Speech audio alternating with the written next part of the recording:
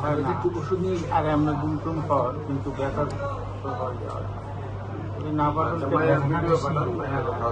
না পাঠালে ট্যাবলেট খাইলে চুপ হয়ে যায় আর কোনো সমস্যা চলে আসে ঠিক আছে ডায়াবেটিস নেই আমি ওই প্রস্রাবের জন্য একটা ক্যাপসুল খাই আগে প্রস্রাবের জন্য